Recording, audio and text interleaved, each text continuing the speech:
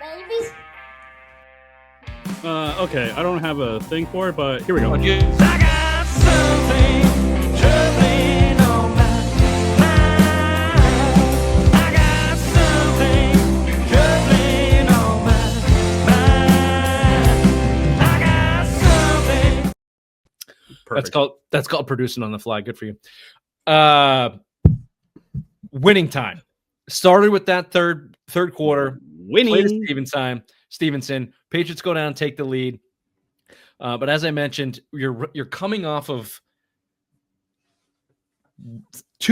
one quarter and 13 minutes of true dominance from the Patriots. Controlled everything.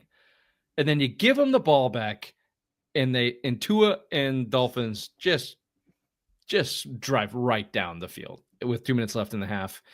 Score. They get the ball back. They go get a field goal. They dominate all of the third quarter. And then you get the Stevenson play from Maye. They go down, score. And now you've got a back and forth game here into the fourth quarter. It's fourth quarter. Pats are up 23-20. It's 3rd and 8 for the Dolphins at midfield. And they force Tua to run out of bounds. If you remember that play, it was really a coverage play. And also, I don't know how the Patriots have lost to this guy 7 times in a row before this game. Radio. Tua Radio Tagovailoa. I mean, just his throwing motion annoys me, but he made 2 of these plays, Ray, where the coverage was bad. It was not 3rd and 8. You're down 3 is not, with X amount of time left. It's not a gotta have it play, but he did it again on like 4th down later on in the game where he just runs out of bounds. Which this play I'm talking about on the 3rd and 8 was an act. They got credited for a sack. Lead leaguer in sacks, by the way, 9. 2 of them came on fucking radio, just walking out of bounds instead of trying to throw it. And easy way. Later in the game where he just fucking dick slaps it to Marte Mapu when he's got a wide open check down right to his left. That guy sucks. How the fuck have you lost to that guy 7 games in a row before this one? That just drives me crazy. The other thing, too, though, is this defense a little overrated now that we're talking about this? The Patriots? I mean, the corners, the linebackers that everyone thought was going to be like the shutdown. I mean, they still hung up a lot of points on us. You mean, okay, we can get to the defense as well, but they're not overrated on this show. No. We've said it. I told you this defense was going to suck, and we said it. Yes. But everyone was talking about last top 5, November. top 10. I told you this defense was going to suck last November. No, I get it. Yeah, they were hyped up, and Christian Gonzalez seems to be on his way back. Carlton Davis. They don't. I wish Bobby was here. Bobby, they don't employ a fucking free safety, and they haven't since Devin McCourty. When you were out, we made sure we brought that up several times. How Jalen that's Hawkins, not, that kid sucks so fucking bad. I understand that free safety is not like a headline grabber and NFL clickbaiter things, but how that's not the lead topic, just Tommy Curtin, somebody just lead with it and go to your next point. Just an FYI, Patriots still don't employ a free safety. And let's talk about Drake Maye. Yeah, Drake Maye, amazing game. Great game by Drake. They still don't have a fucking free safety. It's insane. All right, so you get the best play of the game, the most important play of the game, Stevenson. Patriots go down and score. They take the lead, and then you get into this kind of insane back and forth where the Patriots just did more not to lose, is kind of the way I'll put it, because they didn't really put a stamp on the win here as a team, but they certainly did less to lose than the Dolphins. So you got a bad snap that leads to 3rd and long. You're kicking from your end zone. That leads to the punt return from the Dolphins, which was the special teams in this team. Woof. Wow. You follow that up, you get the immediate kick return by Antonio Gibson, which has only happened twice in league history. Patriots are one of them now. Now, Pats are up 30-27. Following drive, the Dolphins are driving. 4th and 9. This is the play I just mentioned. Tua just tosses it to Marte Mapu. Marte Mapu, by the way, he played 4 snaps in this game. And had 1 interception. Boom. 1 interception. 2 minutes and 14 seconds left. That happened at. You're up 3. You'd think, salt this bitch away. Let's go home. Negative. No, they can't do it. You get the 2-minute warning. They run the play to Diggs. What did you think about that call? I didn't hate the second down pass attempt, or I didn't hate the call. The execution obviously didn't work out. I'd like to see a couple options there, but you're a young team. You got nothing to lose. Go win the game. Don't settle for a field goal and give Tua time to come back and get a touchdown, which obviously they almost did. It doesn't even matter if it's Tua. Don't give any team enough time because Good it's the point. NFL. You know, any one of these quarterbacks can pull off these fucking 2-minute drives now. Yeah, I didn't hate the call, obviously. And Vrabel was asked about this in the post game. If they had that situation again, don't be surprised to see a bootleg. And if the throw's there, May throws it. If he doesn't, he just runs and slides and lets the clock tick. Because obviously that, it hurt him.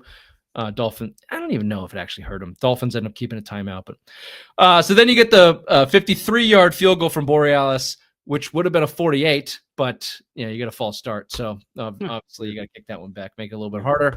But the kid makes it. Big kick for the kid who missed 2 extra points.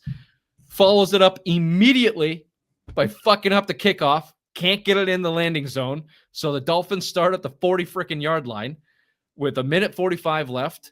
And I just felt it. I'm like, they're going to score. Like, they're just going to score. They had a couple big chunk plays, and then they get a play to Achane. He scores with 1 minute left. I was like, there you go. But no, you bring it back because he stepped out of bounds. Then you get a false start from the Dolphins, and then you get a Milton Williams sack, and it's ball game, lights out for the Patriots. And that little segment right there, Raymond, Achane steps out of bounds, false start, bad play from Tua, sack on 4th down. That was just the Patriots doing less to lose this game than the Dolphins did to lose this game, in my opinion. And that's been the Patriots ever since Tom Brady left. Like, that is the resume for the Patriots. Just fucking up games left and right and losing the game, not trying to go out there to win it. Yeah, I don't disagree with that. The only thing I'll say is this is the NFL. All right. So at Belichick's last year, they had 4 wins. They could have easily had 8. In Mayo's first year, they had 4 wins. They should have had 3. He fucked up the last one, but they had, the Miami game, the Indy game, you had 3 or 4 of those. That Tennessee, you had 3 or 4 of those that you could have won as well. When you're in this bracket of teams, it can go either way. Yeah. And when you press the issue, when you force the issue, generally things go your way. And I credit a lot of that to this game for the Patriots. And if they continue to do so, I think you'll start to see games like this go their way more this year than they have in years past. Yeah, because the talent's not that much better, but the coaching should be. And I believe in that shit. I believe in that momentum and all of that. And if you can ride it, then you'll be much better. Which is why a win is a win. Like, you could have walked out of this game with a loss and said, wow, Drake Maye played an awesome game. They're in good shape. That locker room doesn't feel that way. They're here to win. No. And you roll that week by week, week to week. So, well, speaking of that too, Rich, I'll finish here and let you go. Yeah. That the most important win said Super Bowl 53, because you've established the potential of a quarterback and what your offense can look like. And 0-2 to start the year after what they've been through just was not going to work. So huge win, and good to see Milton Williams put the exclamation point on it as their big free agent signing this year. Yeah. The biggest thing too is that they went down to Miami and won in September, something they haven't done in a long, long time. That was another bucket thing that you had to check off the list, divisional game, a team that's always had your number when you go down there, because you can't battle the humid elements. It's hot, it's 90 degrees. You're not used to that kind of temperature. You go down there. Drake Maye, great game, no turnovers. Defense steps up at the end. I think that's a win. I know you're saying like this is the most important win since Super Bowl 53. I think it's the most important win in the division that you've had since a very long time. You went down on the road and beat a team that you can't do and you haven't been able to do since Tom Brady was here. Yeah, a lot of positives to take out of a pretty shitty, sloppy game. When's the last time they won a game where they played that poorly in terms of mistakes and penalties and stuff?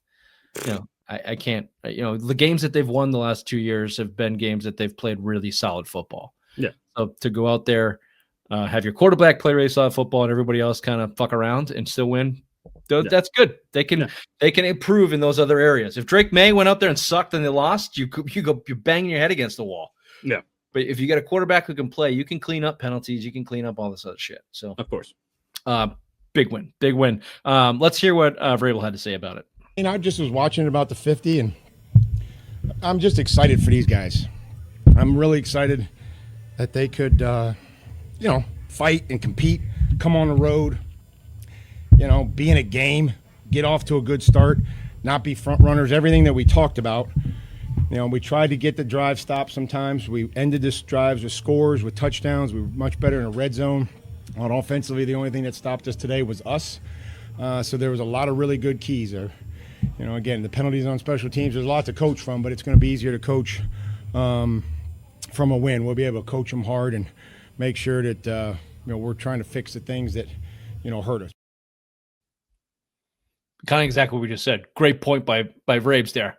Vrabes. Yeah.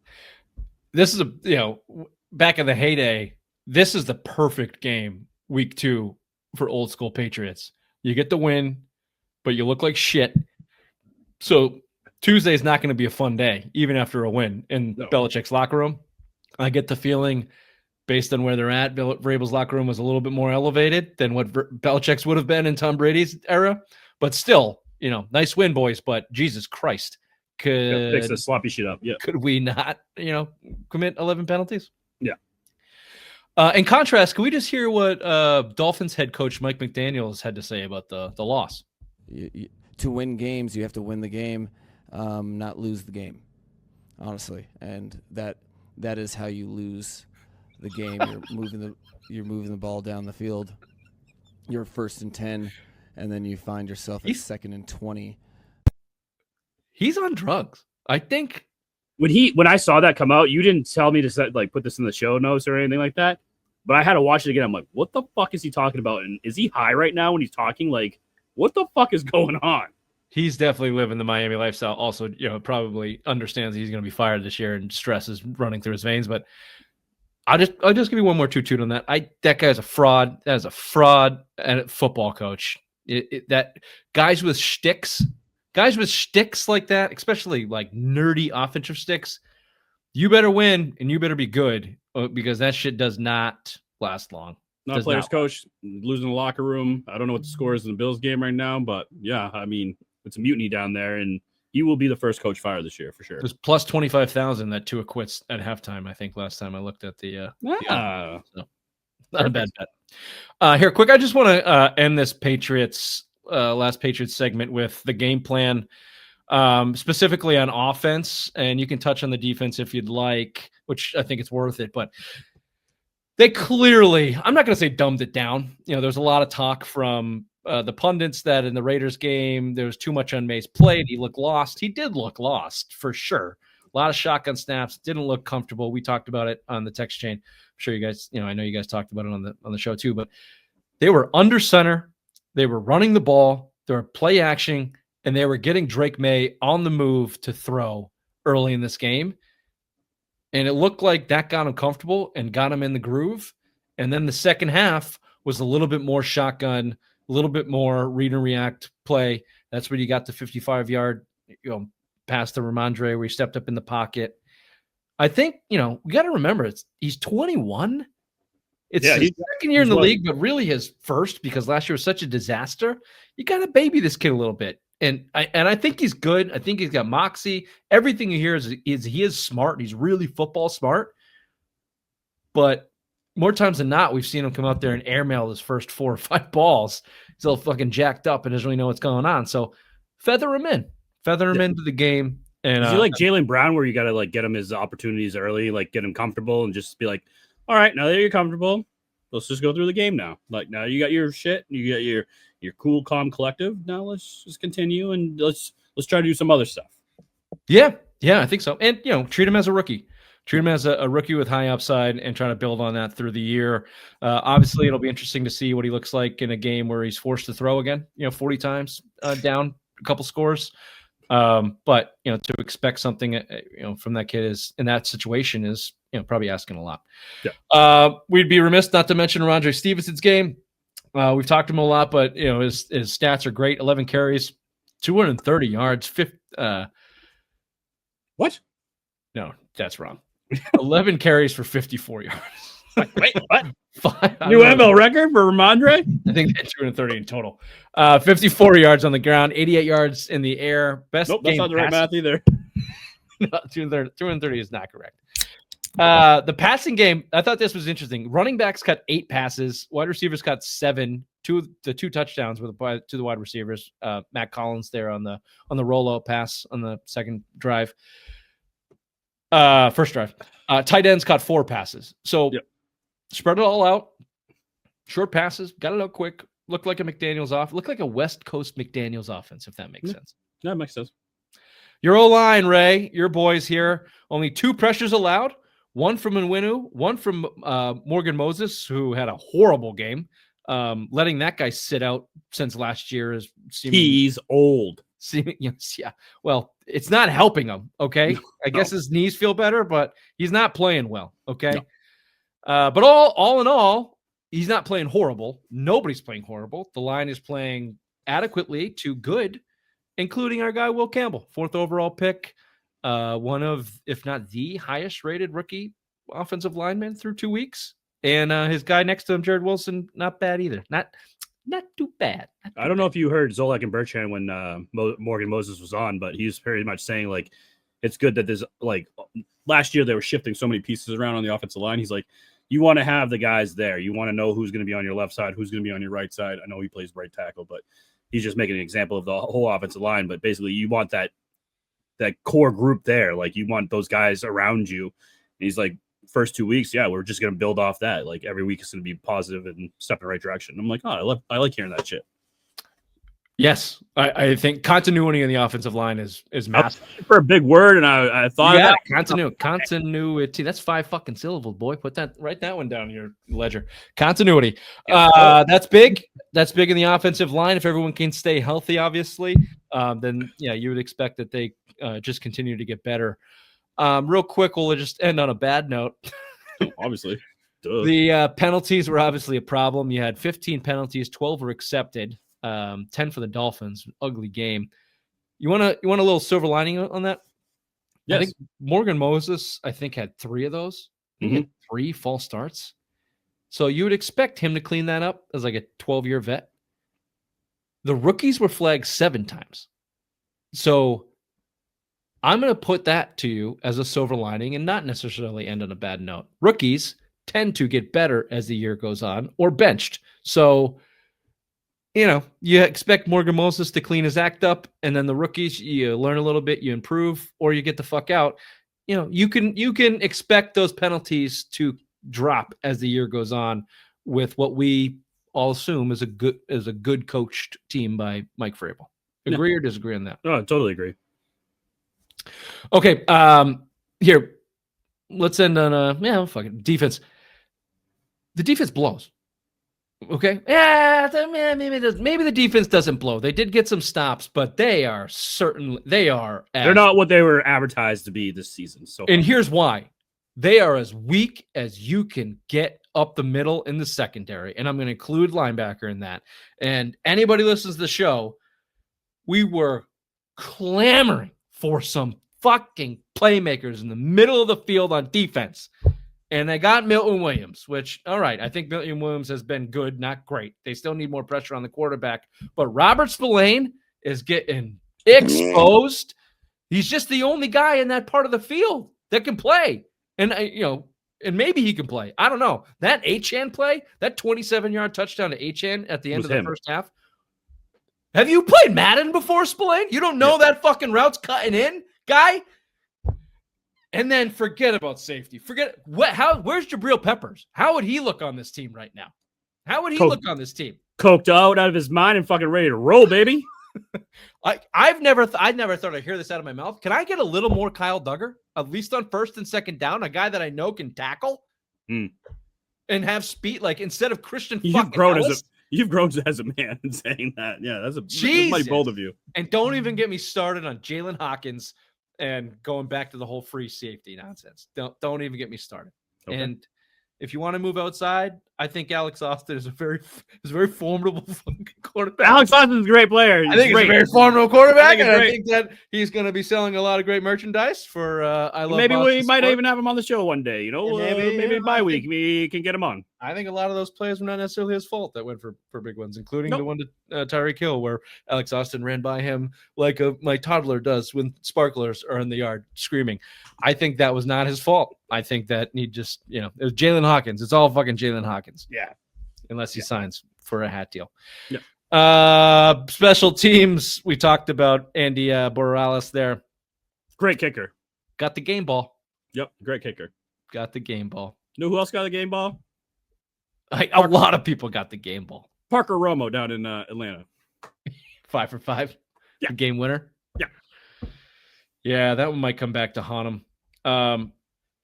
There was a lot made of this game ball thing. There was like 8 game balls handed out. It's like participation trophies. Jesus Christ.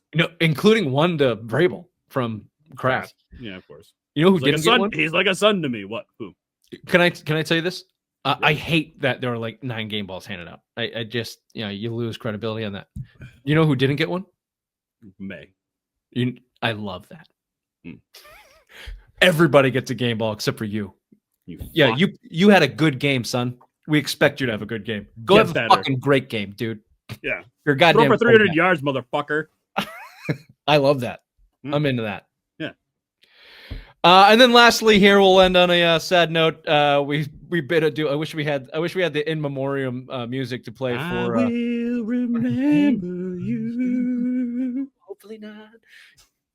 Jalen Polk traded to the Saints. Jalen Polk and a 7th round pick traded to the Saints for a 6th round pick. Let me remind you, he was a 2nd round pick just 2 seasons ago. I mean, bad luck for the Pats, but good riddance. Yeah. Not even good riddance. Fucking, hopefully he does well. I don't care. He didn't scorn us. So it's not his fault the Patriots can't draft fucking wide receivers. Look at Tyquan Thornton. Lit it up in Kansas City.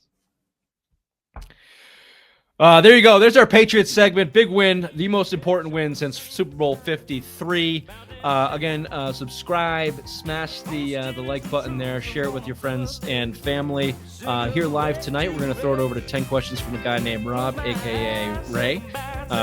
Lighten things up here for a second, look around the league. I got